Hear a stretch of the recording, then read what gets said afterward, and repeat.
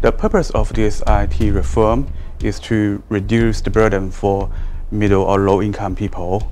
So you can see from the IT law, and there's also a new rule which is called a special deduction policy. According to this policy, Chinese national is able to declare the itemized expense from their taxable income. So I think that the most challenging question for the company is how to collect this information from their employees on a timely and accurate basis, which means the employee, they should be provided sufficient training or education so that they know which information and how it can be provided to the company. Another challenge is the calculation method will be changed. So now, under old IT law, we calculate, let's say, salary on monthly basis, which means the tax rate, when we look for tax rate, we need to do it based upon the monthly salary. Now, according to the new IT rule, so the tax rate is calculated based upon the annual income, which means for the entire year, the tax rate should be the same. But in the real life, so there will be salary adjustments in the middle or later of the year, so which means the tax rate will be changed at one moment.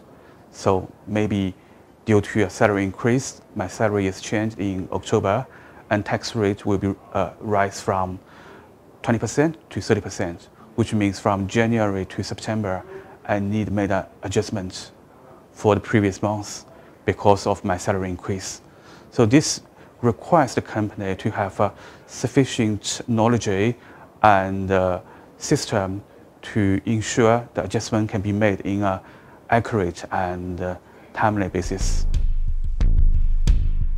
I think the main changes for annual tax filing is a good news for lots of expatriate employees, because previously our annual filing generally requires whose annual income exceed 120,000 RMB need to file annual tax return.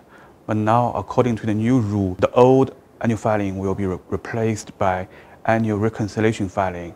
So for the people who has underreported tax or need to apply for tax refund, can do it through the annual reconciliation filing. So this is a difference, big difference. Another point is the tax filing due date. For old annual filing, the due date is March 31st of the following year, but according to the new rule, the annual reconciliation filing, the due date is deferred to June 30 of the following year.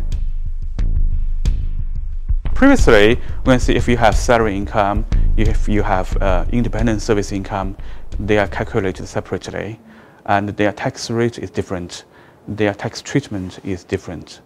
Now, under new IT law, if you have salary income, if you have independent service income, they should be added together for tax calculation, and they use the same tax rate, which is a progressive tax rate from 3% to 45%. So under IT law, again, there's a new concept which is called comprehensive income, consists of salary, independent service income, other income, and royalty income. So in old IT law, if you need to break 5 years, there are two methods.